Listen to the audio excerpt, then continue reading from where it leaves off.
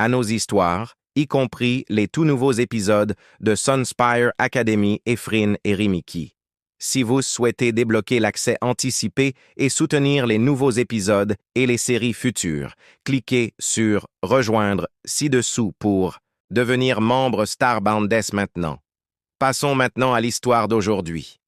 Danny Steele appuya son épaule contre l'extrémité de sa clé, des gouttes de sueur perlant sur son front alors qu'il luttait avec le convertisseur de puissance récalcitrant. Ce fichu avait été bricolé par un amateur avant d'arriver dans son atelier et maintenant, ses boulons étaient complètement usés. « Allez, espèce de saloperie !»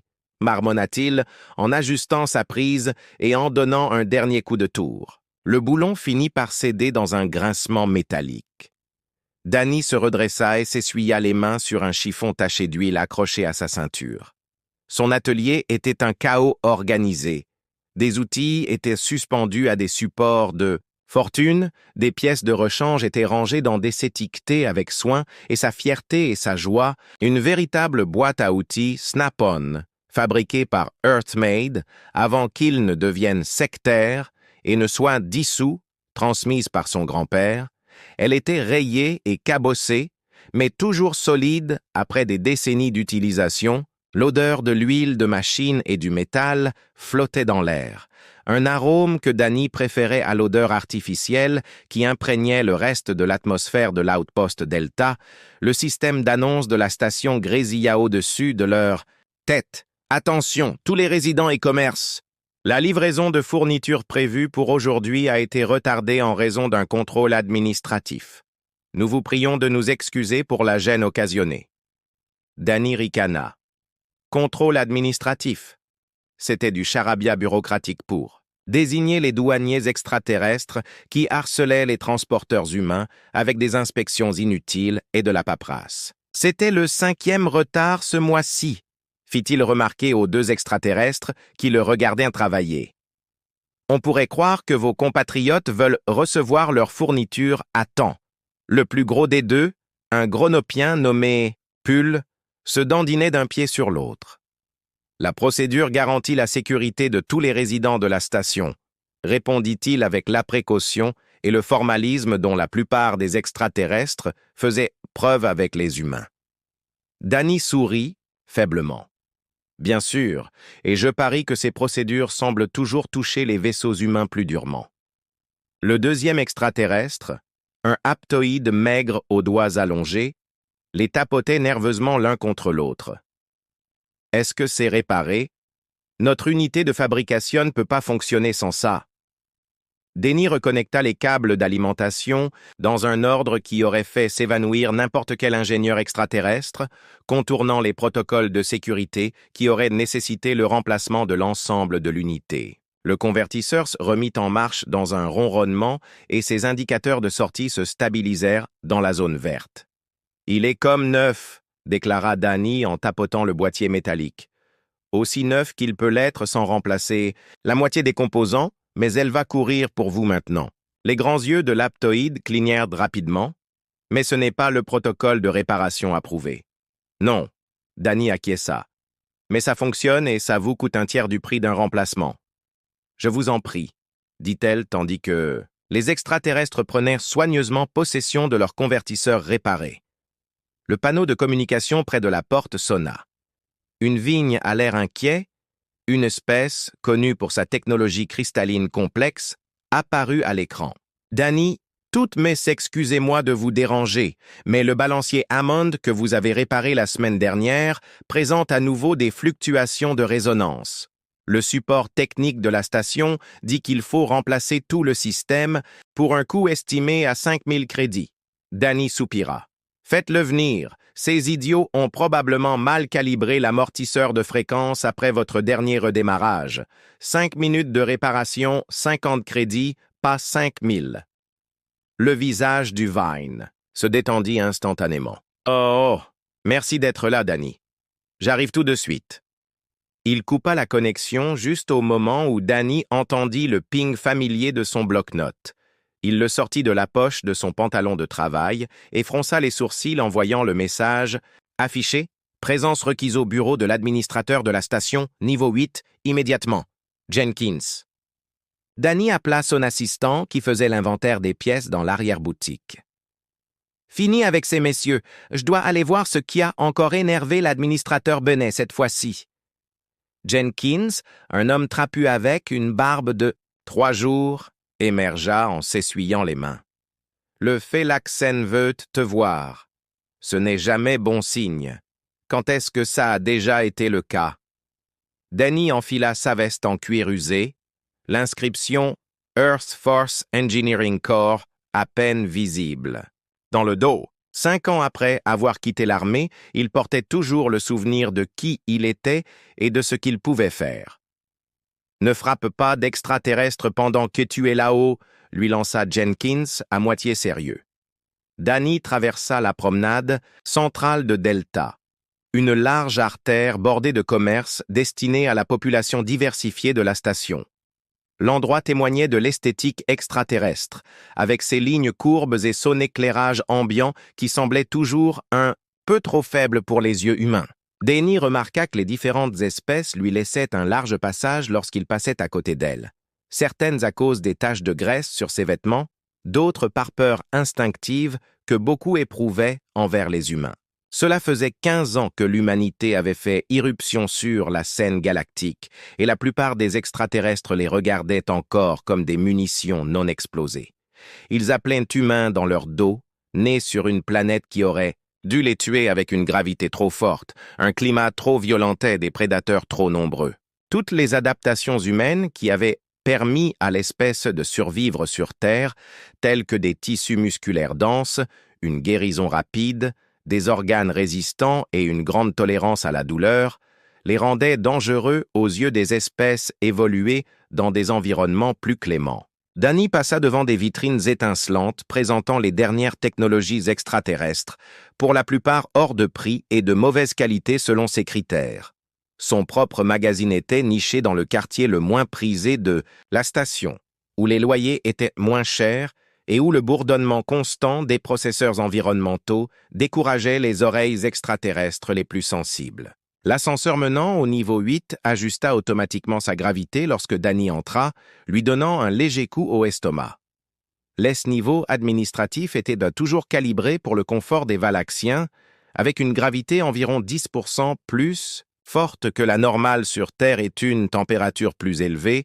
Autre rappel subtil de qui dirigeait vraiment les choses est ici, dans la zone d'accueil de l'administration, une employée phélaxienne leva les yeux dès sa console et les baissa immédiatement, faisant semblant de ne pas le voir. Danny s'éclaircit la gorge. « Danny Steele, je demande à voir l'administrateur Benet. J'ai été convoqué. » L'employé consulta son écran avec un soin exagéré. « L'administrateur est actuellement occupé. Veuillez vous asseoir. » Danny vérifia l'heure sur son bloc-notes électronique, puis s'installa dans l'une des chaises moulées conçues pour une morphologie très différente de celle des humains. 1 heure plus tard, le dos endolori par le mobilier mal adapté et la sueur imprégnant sa chemise dans la pièce surchauffée, l'agent lui fit enfin signe de s'approcher de la porte intérieure. « L'administrateur va vous recevoir. » Le bureau de témoignait de l'importance que se donnait la bureaucratie. Derrière un bureau, orné fabriqué à partir de matériaux importés, était assis l'administrateur phélaxien, dont la peau beige était presque de la même teinte que son. Les C-d'accent asp phélaxiens ressemblaient à des humanoïdes droits, avec des membres légèrement trapus et une pilosité excessive. La caractéristique la plus distinctive de Benet était les insignes décoratifs de grade apposés sur ses vêtements, 2 fois plus nombreux que ceux requis par son poste. Il était flanqué de 2 phélaxiens vêtus de manière similaire. Danny reconnut l'un d'eux comme étant Trell, le cousin de Benet, qui était arrivé à la station le mois dernier. « Humain d'acier », commença Benet sans de lui offrir de s'asseoir. « Je vous ai convoqué au sujet d'une réorganisation commerciale. » Danny se tenait au garde-à-vous, les pieds écartés de la largeur des épaules 7, les mains jointes derrière le dos. Les vieilles habitudes militaires avaient la vie dure. Quel genre de réorganisation? La bouche sans lèvres de Benet s'étira en ce qui ressemblait à un sourire phélaxien. Le comité de développement commercial de la station a approuvé un nouveau projet passionnant. Un centre de services techniques unifié qui remplacera les installations non conformes actuellement en service dans la section 12. Disent la mâchoire de Danny se crispa. La section 12 est celle où se trouve mon atelier. En effet, Benet fit glisser un document sur son bureau. Votre permis commercial actuel est révoqué. Les autres ont également été informés. Vous avez 48 heures pour quitter les lieux. Danny prit le document et parcourut rapidement le langage officiel. Pour quel motif progrès humain? Les données des avant-postes sidérurgiques doivent maintenir des services techniques compétitifs. Le comité a déterminé que votre exploitation primitive ne répondait pas aux normes actuelles. C'est très regrettable. Mon exploitation primitive traita sera équipée des derniers équipements de diagnostic et d'une équipe de techniciens certifiés par la Galactic Technical Academy. Nous n'avons jamais réparé quoi que ce soit qui n'était pas déjà à moitié démonté sur l'établi de la salle de classe, marmonna Danny. Et la procédure d'appel? J'ai droit à une audience en vertu du code commercial de la station. Benet fit un geste de la main pour écarter cette remarque. Toutes les procédures ont été suivies. Voir page 4, section 12. Les avis de convocation à l'audience du comité ont été affichés aux emplacements habituels. Danny a feuilleté le document jusqu'à la page en question. Effectivement, il y avait une note indiquant que les avis d'audience avaient été affichés sur les terminaux d'information publique de la station, que tout le monde savait que personne ne consultait jamais. Une notification parfaitement légale qui garantissait que personne ne serait informé. « C'est n'importe quoi », a déclaré Danny d'un ton sec. Les trois Félaxiens se sont raidis en entendant son langage. Les narines de Benet se sont dilatées. Votre langage grossière n'empêchera pas le comité de prendre sa décision. Les secteurs commerciaux de la station doivent être modernisés. Votre approche humaine des services techniques n'est plus adaptée. Danny savait que c'était une affaire conclue, orchestrée par Benet pour profiter à son cousin. 5 ans plus tard, Delta lui avait appris comment fonctionnait le système. Les extraterrestres parlaient d'équité et de procédure, mais quand il s'agissait des humains, les règles étaient toujours interprétées différemment. Il songea à argumenter davantage en soulignant que cela perturberait les services essentiels de la station. Il envisagea de mentionner sa liste de clients, qui comprenait quelques résidents influents, mais l'air satisfait de Bennett lui fit comprendre que ce serait peine perdue. Il plia soigneusement le document et le glissa dans sa poche. Son père lui avait toujours dit de choisir ses batailles celles-ci n'étaient pas gagnables, du moins pas par les voies officielles. « Dans 48 heures, confirma Danny, je serai parti. » En se retournant pour partir, il s'arrêta à la porte.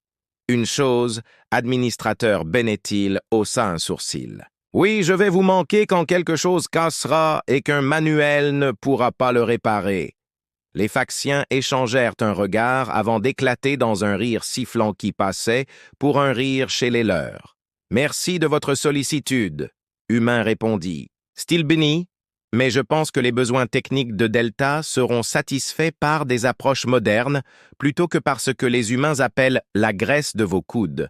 Je pense que, quoi que cela signifie, Danny ne daigna pas répondre.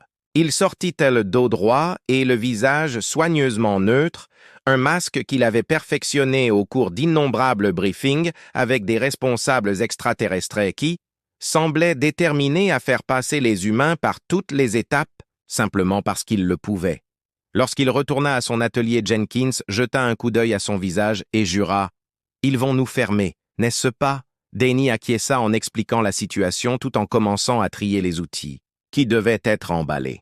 « C'est... » s'écria Jenkins en claquant une clé sur l'établi. « Ils ne peuvent pas simplement nous mettre à la porte parce qu'un gratte-papier veut faire du favoritisme avec sa famille, apparemment. »« Ils le peuvent, » dit Danny, « et ils le feront.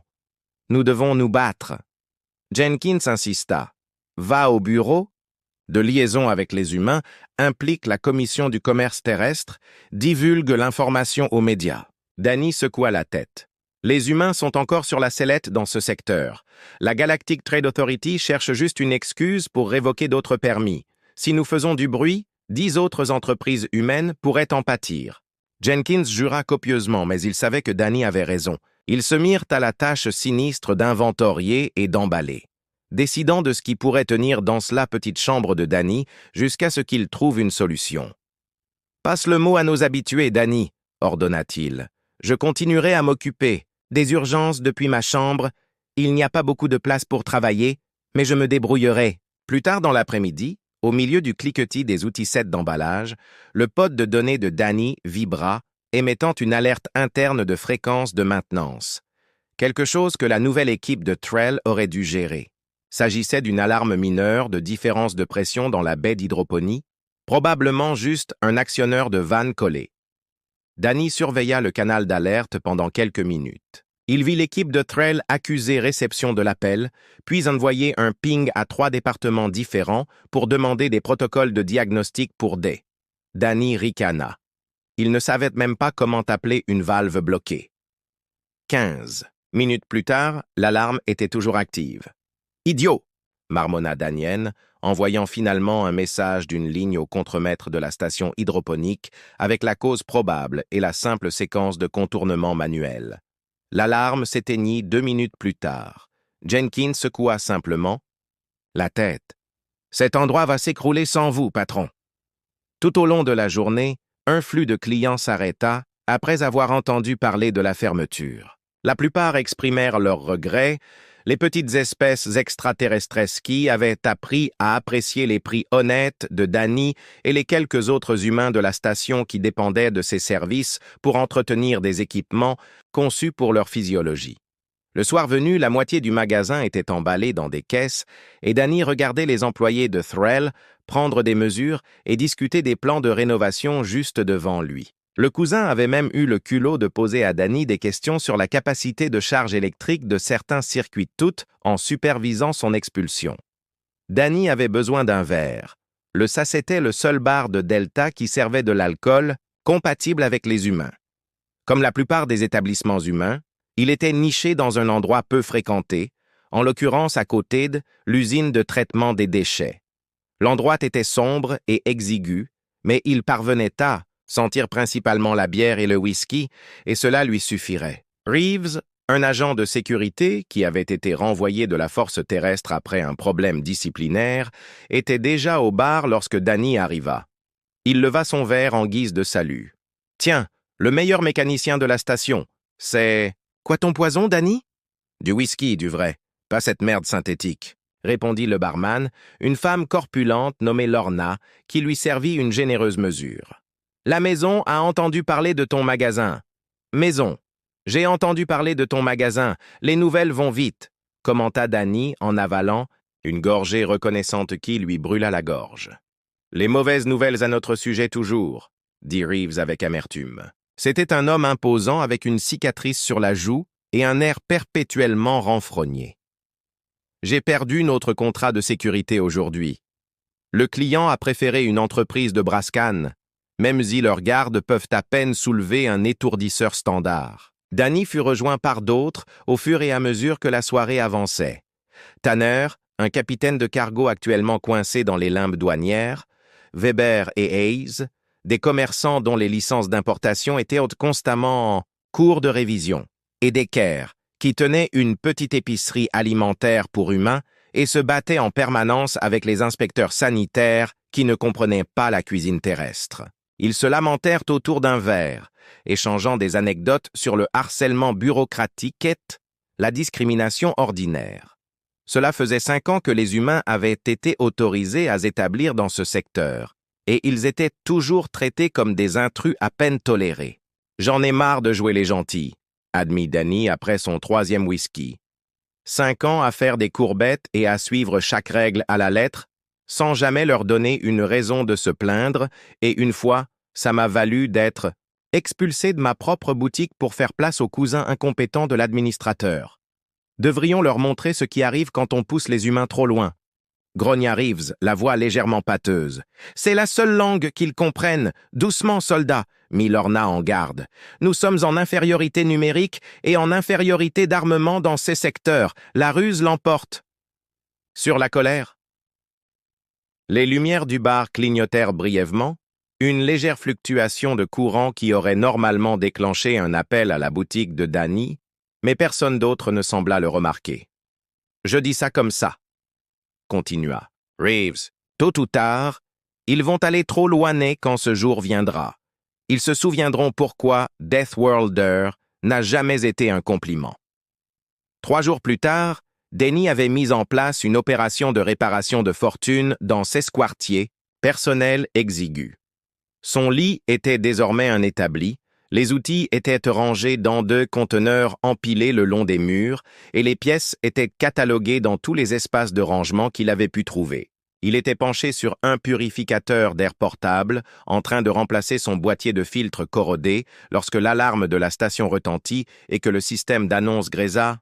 « Attention, tous les résidents, nous rencontrons des difficultés. Techniques affectant plusieurs secteurs. Veuillez rester calme et rester où vous êtes. » Les équipes d'ingénieurs s'occupèrent de la situation. Les lumières clignotèrent, puis s'assombrirent jusqu'à atteindre le niveau d'urgence. L'unité de communication d'urgence de DI, un appareil qu'il avait conservé depuis son passage dans les forces terrestres, s'alluma et afficha une rafale de messages. D'anciens clients signalaient des pannes de système dans toute la station, les contrôles environnementaux étaient hors service dans le secteur bleu, la pression baissait dans la soute 3 et des fluctuations de gravité étaient détectées dans le centre médical. Danny sentit sa propre gravité changer. L'attraction augmentait puis diminuait par vagues nauséeuses. Les contrôles environnementaux de sa section commencèrent à mal fonctionner. La température diminuait par vagues nauséabondes. Les contrôles environnementaux de sa section ont commencé à mal fonctionner. La température a chuté alors que les systèmes de survie luttaient pour fonctionner. Il a tapé calmement pour se connecter à Weber qui travaillait au contrôle d'amarrage. « Que se passe-t-il, Weber ?» La voix de Weber était tendue et étouffée. L'équipe de Trella essayait de mettre à niveau le système de contrôle environnemental, mais quelque chose a mal tourné. Il y a une défaillance. En cascade, les niveaux inférieurs sont de décompression, les cloisons se sont scellées automatiquement, des centaines de personnes sont piégées là-bas. Danny a juré en attrapant sa trousse d'urgence. Les systèmes de survie sont en panne dans toute la station. Les hommes de Trell paniquent et bénéturent sur tout le monde. Personne ne sait comment réparer ça. Je me dirige vers le centre. Des opérations, décida Danny. Il se précipita dans les couloirs déjà remplis de résidents effrayés. L'éclairage de secours baignait tout dans une lueur rouge et la gravité artificielle de la station continuait de fluctuer de manière erratique. Danny croisa des extraterrestres regroupés en boules, certains se disputant, d'autres figés de peur. Peu d'espèces avaient développé les mécanismes de réponse aux Krizek, les humains considéraient comme acquis.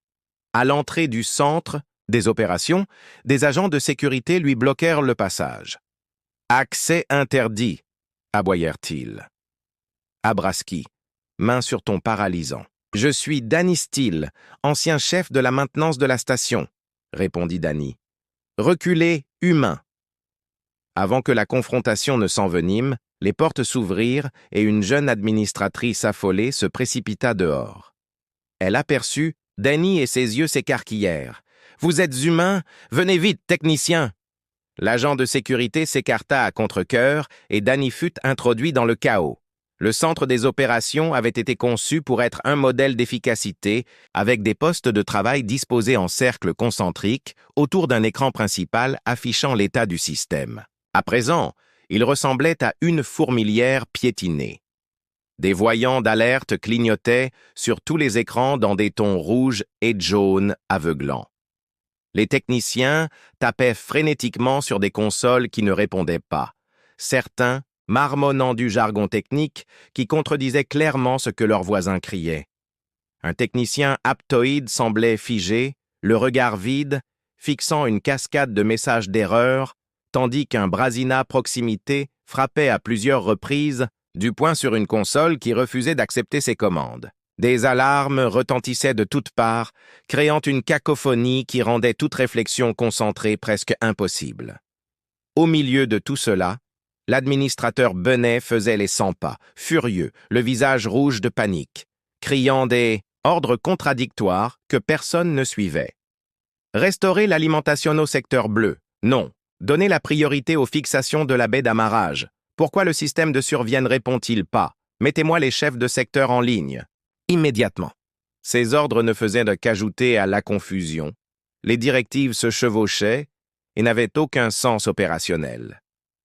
Ryu se tenait entouré de ses techniciens certifiés, tous regardant impuissants les résultats des diagnostics et consultant frénétiquement le manuel sur leur tablette, comme si les réponses allaient apparaître comme par magie sur les écrans lumineux. Le système ne répond pas au protocole de recherche standard, se lamenta l'un d'eux en levant les mains en signe de désespoir. Les sauvegardes secondaires ont des configurations corrompues, rapporta un autre d'une voix aiguë de peur. Les protocoles d'urgence tournent en boucle, hurla un troisième en pointant un doigt tremblant vers l'écran d'état principal. Danny évalua la situation d'un coup d'œil. L'écran d'état principal montrait ce qu'il redoutait, une cascade de pannes système se propageant depuis le centre de contrôle environnemental. Les dispositifs de sécurité automatisés avaient scellé les cloisons de secours dans toute la station, piégeant les personnes dans des sections qui étaient en train de se dépressuriser tout en coupant l'accès aux points de jonction critiques nécessaires aux réparations. Bennet aperçut Danny et Sestrelis déformés par la rage. « Pourquoi cet humain est-il dans la sécurité opérationnelle ?» demanda-t-il à l'administrateur junior qui avait laissé entrer Danny. « Monsieur, c'est l'ancien responsable de la maintenance. Il pourrait peut-être aider. Nous avons des techniciens certifiés qui s'occupent de la situation, » rétorqua Bennet en désignant Terre et son équipe qui n'avaient encore rien fait d'utile. L'un des techniciens de Terre leva les yeux de ses relevés, les mandibules tremblantes d'angoisse. « Monsieur, les niveaux d'oxygène baissent dans les secteurs résidentiels. Nous avons 10 minutes avant qu'ils n'atteignent un niveau critique. » Un autre technicien ajouta « La pression dans les niveaux inférieurs continue de baisser. Les cloisons des sections 22 à 29 signalent des fractures de fatigue. » La panique se lit sur le visage de Ben. Malgré ses fanfaronnades bureaucratiques, il était responsable de la vie de tous les occupants de la station. Il regarde désespérément autour de lui.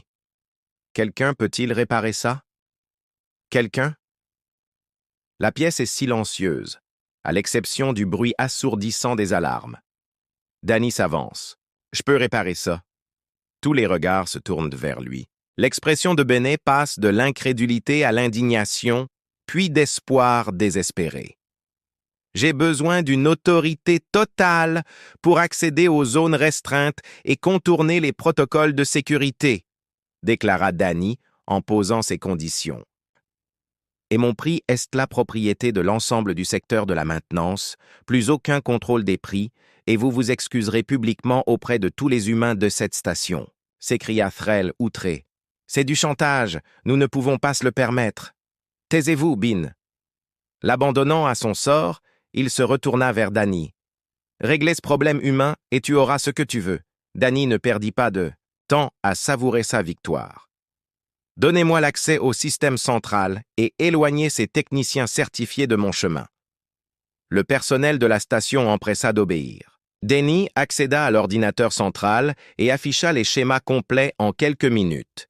Il avait identifié la source des défaillances en cascade et l'emplacement des 3 points de jonction clés dont il aurait besoin pour mettre fin à la boucle de rétroaction auto-alimentée qui détruisait les systèmes de la station. « Voici le problème », annonça-t-il, mettant en évidence certaines sections du schéma. Lorsque vos techniciens ont essayé de mettre à niveau les systèmes environnementaux, ils n'ont pas tenu compte des modifications personnalisées que j'ai apportées pour compenser les variations de consommation électrique. Le système est en conflit avec lui-même et cela se propage au système connecté. Il exposa son plan de réparation, indiquant 3 points de jonction désormais rendus presque inaccessibles par les protocoles d'urgence. Je dois atteindre ces points et réinitialiser manuellement les configurations du système. Une fois cela fait, je pourrai redémarrer le système correctement à partir du panneau de contrôle principal. Ici, le technicien extraterrestre étudia son plan, puis l'un d'eux prit la parole. « Ces zones sont inaccessibles. La jonction est exposée au vide après la brèche dans la coque de la section 27. Celle-ci est inondée de liquide de refroidissement provenant des conduites rompues et celle-ci. Ils est interrompu pour vérifier les relevés. Celui-ci se trouve dans la salle de contrôle du réacteur qui enregistre actuellement des niveaux de radiation mortelle pour toutes les espèces connues. Danny acquiesça. Oui, heureusement que je ne suis pas de votre espèce, dit-il en commençant à rassembler des outils spécialisés et des équipements de protection de fortune. J'aurai besoin d'une combinaison pressurisée pour la section sous vide. Même une combinaison de chantier fera l'affaire et d'un appareil respiratoire pour la section chimique. Pour les radiations, réfléchit-il avant de hausser les épaules. Il faudra juste que je fasse vite. Les extraterrestres le regardèrent avec incrédulité. C'est du suicide, dit finalement l'un d'eux. Pour toi peut-être. Danny acquiesça et tapa sur le système de communication de la station. J'active la diffusion générale. Tout le monde dans cette station va entendre exactement ce qui se passe et comment je vais régler le problème. Il lança un regard sévère à Ben et l'administrateur comprit clairement le message. Avec toute la station comme témoin, il n'y aurait pas de retour en arrière possible. Premier arrêt. Le centre de contrôle environnemental dans la section 27, annonça Danny à la station. Actuellement, il y a une brèche dans la coque et aucun sas ne fonctionne à proximité. Je vais donc emprunter les tunnels de maintenance et, pour une exposition totale au vide, seule une assistance respiratoire serait nécessaire pour les travailleurs, mais cela devrait suffire.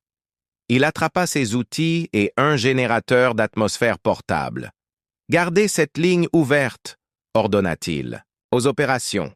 Si je ne réponds plus, envoyez quelqu'un à ma recherche par le même chemin, mais cela ne servira pas à grand-chose. » Les tunnels de maintenance étaient des puits étroits creusés entre les murs de la station, à peine assez larges pour les épaules de Danny. Les fluctuations de la gravité rendaient la navigation périlleuse, mais il avançait d'un pas assuré, ayant passé des années à apprendre tous les raccourcis et points d'accès. « Tu sais, Danny, » commenta-t-il en rampant dans le passage poussiéreux, « tout le monde dans la station est à l'écoute. Cela ne serait pas nécessaire si quelqu'un n'avait pas licencié le seul type qui comprenait comment ces systèmes fonctionnent réellement. » Il atteignit la dernière porte sécurisée avant la section endommagée. Les indicateurs d'alerte indiquaient des conditions de vide extrême bons. Cette combinaison n'est pas adaptée à ce que je m'apprête à faire, donc si ma voix commence à devenir bizarre, c'est probablement parce que mon sang est en train de bouillir. N'essaie pas de t'inquiéter, dit Danny en scellant du mieux qu'il pouvait la combinaison de pression improvisée et en désactivant le dispositif de sécurité de la porte. Celle-ci s'ouvrit et le violent souffle d'air le propulsa vers l'avant dans la section endommagée. Il sentit immédiatement l'insuffisance de sa protection. La combinaison se raidissant contre le vide, empêchant ses mouvements à travers les interstices des joints. Il sentit l'humidité de sa peau commencer à s'évaporer, créant des points de pression douloureux. La température chuta, engourdissant ses extrémités, mais il pouvait encore fonctionner là où un extraterrestre aurait été neutralisé ou mort. Danny avança d'un pas à la fois, dans une douleur atroce. « Ce qui est intéressant avec la physiologie humaine, » grogna-t-il en se frayant un chemin vers la jonction, « c'est que nous sommes vraiment difficiles à tuer. L'exposition au vide est grave, mais ce n'est pas la mort instantanée. On a environ 15 secondes de conscience si on est complètement exposé.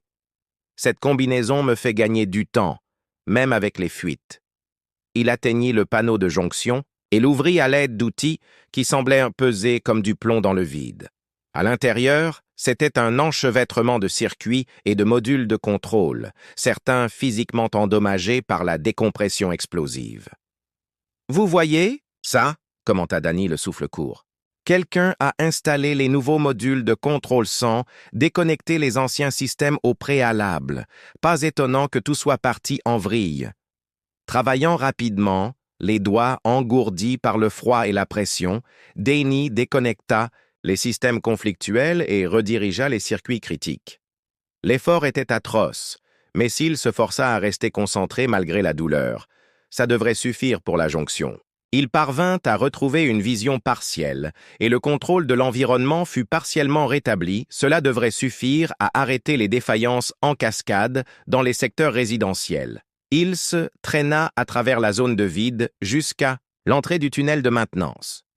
Une fois à l'intérieur, il s'effondra contre la porte fermée, haletant alors que la pression revenait à la normale. « Jonction interminée », rapporta-t-il d'une voix rauque. « Je passe à la jonction 2 dès que je sens à nouveau mes doigts. » Dans la salle des opérations, le moniteur indiquait un rétablissement partiel des systèmes environnementaux dans les zones résidentielles. Les niveaux d'oxygène commençaient à se stabiliser et les fluctuations de gravité diminuaient dans ces secteurs. « Ça marche », admit l'un des techniciens de Thrall, l'air choqué. Danny ne perdit pas de temps à se réjouir. Après un bref repos pour laisser ses sensations revenir dans ses extrémités, il se dirigea vers la deuxième jonction, un nœud de distribution d'énergie désormais entouré de liquide de refroidissement chimique. « Jonction 2, sous-niveau de maintenance C », signala-t-il en avançant. Les conduites de refroidissement s'étaient rompues lorsque régulation de pression avait échoué. Les produits chimiques ne sont pas inflammables, mais ils sont toxiques et corrosifs pour les tissus. Il fabrique un appareil respiratoire à partir du matériel d'urgence en fixant des filtres sur l'entrée d'air. Ça ne va pas être agréable, prévient-il en inspectant le couloir inondé devant lui. Le liquide de refroidissement, qui a une teinte verdâtre, remplit le couloir jusqu'à environ la hauteur de la poitrine. Ces produits chimiques dissoudraient la peau d'un félaxien moyen en quelques secondes sur un humain. Eh bien, ça va brûler comme l'enfer. Mais je devrais garder la majeure partie de ma peau. Danny fixa son appareil respiratoire et le soupesa. La douleur fut immédiate. Une sensation de brûlure partout où le liquide de refroidissement touchait sa peau, même à travers ses vêtements. Il avança, le liquide gênant cesse mouvement, tandis qu'il se dirigeait vers la jonction. « Tu sais, quel est le problème avec la technologie extraterrestre trop sophistiquée ?» La voix de Dee grésillait dans le silence tendu par la douleur. Trop de dispositifs de sécurité sophistiqués, pas suffisamment de redondance de base. Une simple soupape de secours mécanique aurait empêché toute cette rupture du liquide de refroidissement. Il atteignit le nœud de distribution d'énergie immergé dans le bain chimique. Le panneau d'accès était conçu pour être retiré à l'aide d'outils spécialisés, mais Danny n'avait pas la patience de suivre les procédures appropriées. Il frappa à plusieurs reprises le mécanisme de déverrouillage avec sa clé jusqu'à ce qu'il cède. Parfois, il grognait. Le terme technique pour ce dont tu as besoin, c'est la maintenance par percussion. À l'intérieur du boîtier, les circuits de contrôle formaient un ensemble sophistiqué de systèmes de gestion de l'alimentation. Dan identifia le régulateur surchargé à l'origine de la panne de distribution. Ton nouveau système sophistiqué essaie de consommer 3 fois plus d'énergie que l'ancien réseau n'était conçu pour supporter, expliqua-t-il en continuant à travailler malgré les produits chimiques qui lui brûlaient l'avant-bras. Je contourne le régulateur et je mets en place une séquence de distribution d'énergie par étapes. Danny travailla d'arrache-pied pour rediriger les connexions et reprogrammer la séquence de distribution. Lorsqu'il eut terminé, le voyant passa du rouge à l'orange, puis au vert. La distribution d'énergie était reconfigurée. Les systèmes de survie devaient désormais fonctionner correctement dans toutes les zones habitables. Il redirigea l'alimentation de secours vers les commandes de cloisonnement de la section. Danny se fraya péniblement un chemin à travers le flot de produits chimiques, émergeant avec ses vêtements partiellement dissous et la peau exposée rouge et enflée. Il retira les vêtements les plus contaminés et se rinça à un poste de lavage d'urgence. 2 de moins, plus qu'1, a-t-il rapporté d'une voix éraillée par l'exposition aux produits chimiques. Et c'est le plus gros. Dans la salle des opérations, Bennett regardait avec stupéfaction les systèmes se remettre en marche dans toute la station. Les résidents piégés signalaient que les cloisons commençaient à répondre aux commandes de dérogation permettant l'évacuation des zones en décompression. L'humain réussit là où nos meilleurs techniciens ont échoué.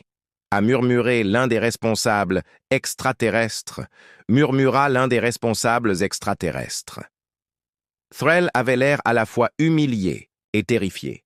Les niveaux de radiation dans la salle de contrôle du réacteur dépassaient les paramètres de survie. Même lui ne pouvait pas dire à un humain ce qu'il pouvait survivre. La voix de Dee interrompit la communication. Cela nous demande simplement de prouver que vous avez tort.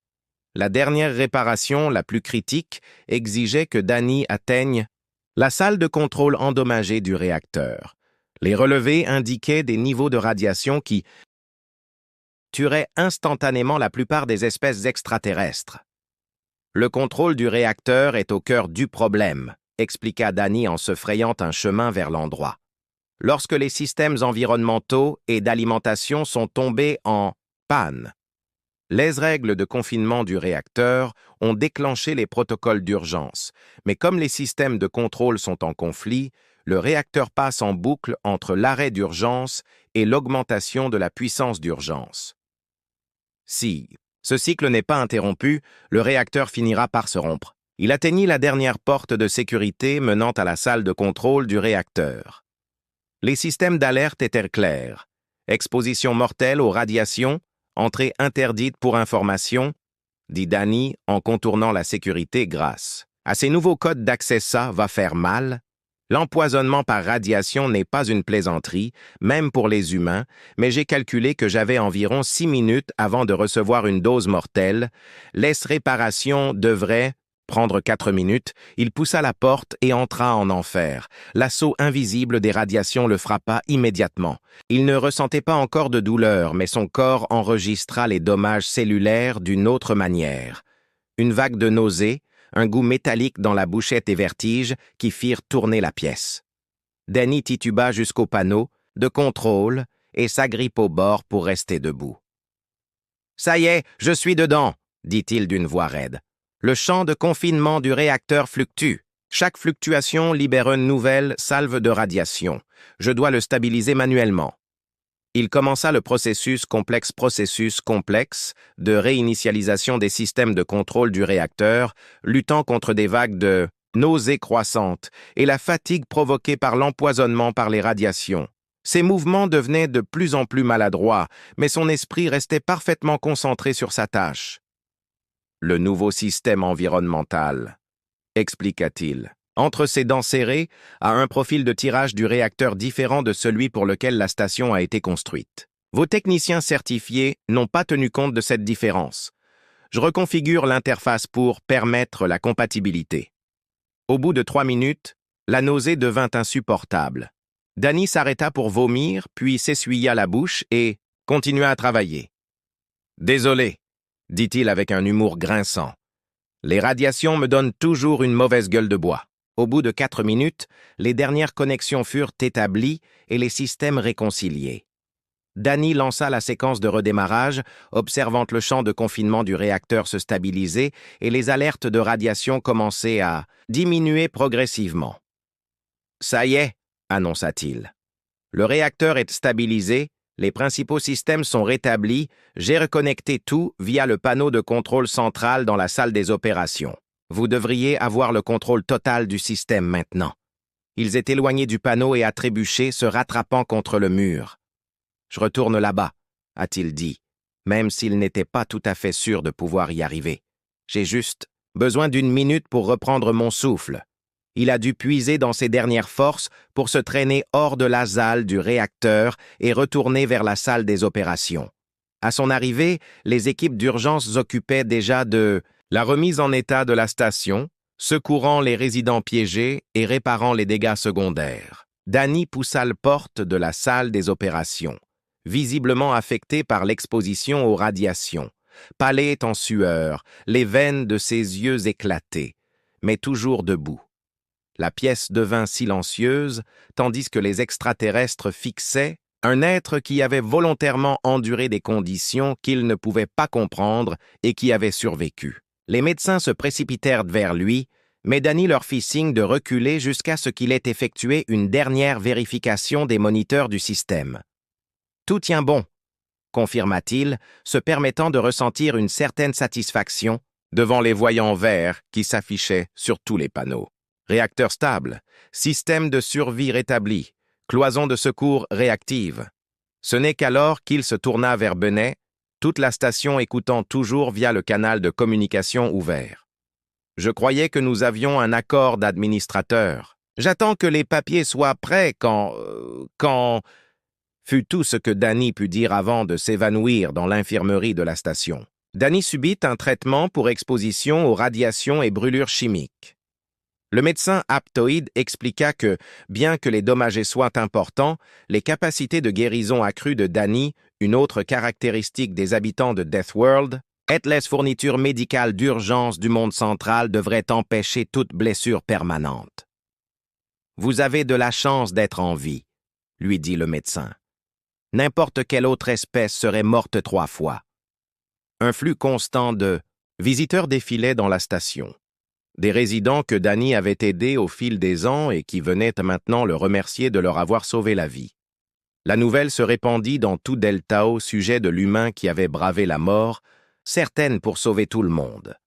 Danny s'assura que chaque visiteur soit enregistré afin de se prémunir contre toute tentative de Benet de revenir sur son accord. Jenkins venait tous les jours pour lui donner des nouvelles de la reconstruction de la station et de la légende grandissante de l'héroïsme de Danny. « Tu devrais entendre ce qu'ils disent de toi maintenant, » dit Jenkins avec un sourire.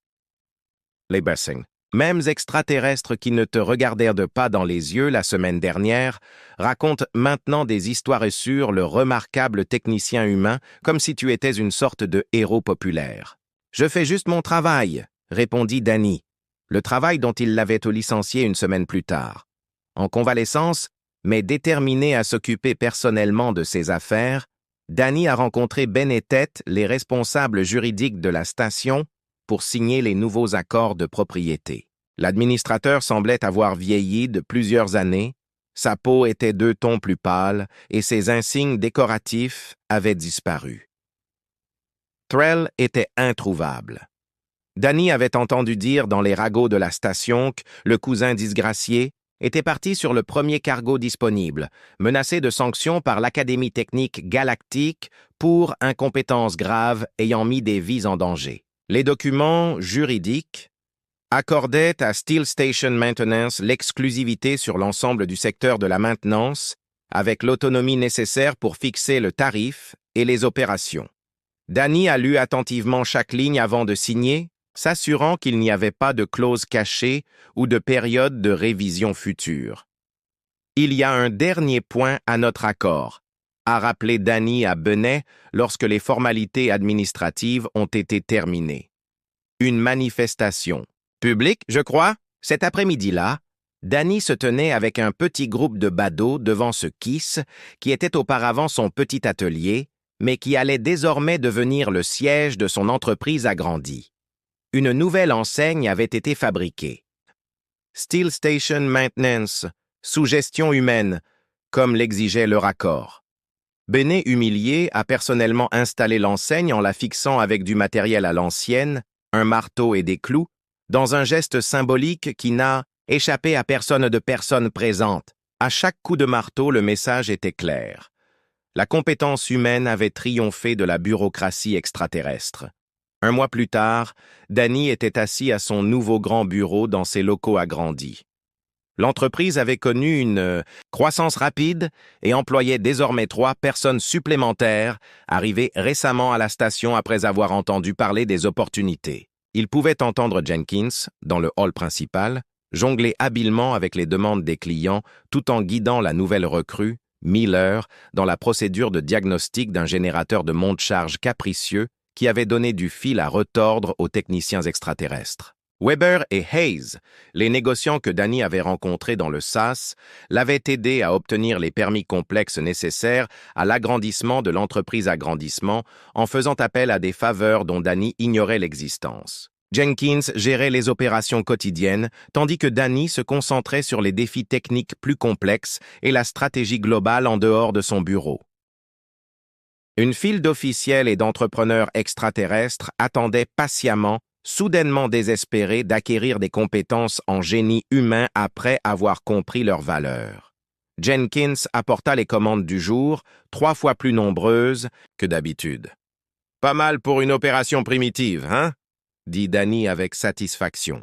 Le dernier visiteur de la journée n'était pas un client, mais le représentant diplomatique principal de la station, un cartal à fourrure striée d'argent qui s'exprimait avec une précision méticuleuse.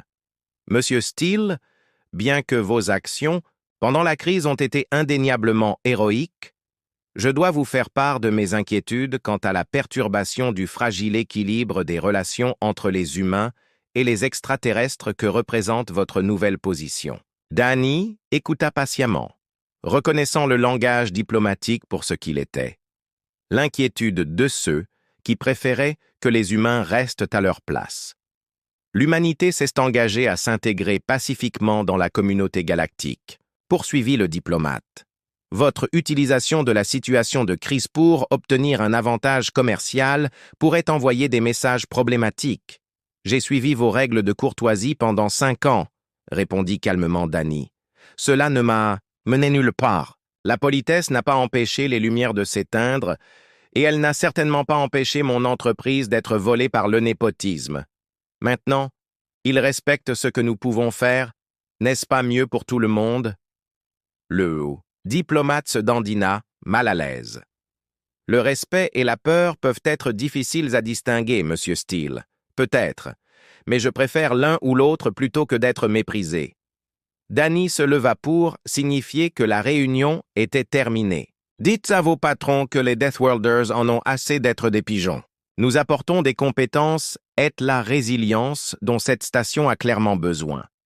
Nous réparons ce que les autres ne peuvent pas réparer. Nous attendons d'être traités comme l'atout que nous sommes. À partir de maintenant, nous sommes des partenaires égaux. Tout le reste n'est pas de l'intégration, c'est de l'exploitation. Et cette époque est révolue.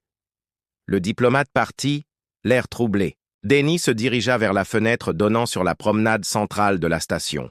Partout, des signes de reprise étaient visibles, des sections réparées, des systèmes restaurés et une nouvelle énergie dans les interactions entre les espèces. Toutes les civilisations de cette station se souvenaient désormais du jour où les Deathworlders avaient cessé d'être gentils et avaient commencé à être respectés.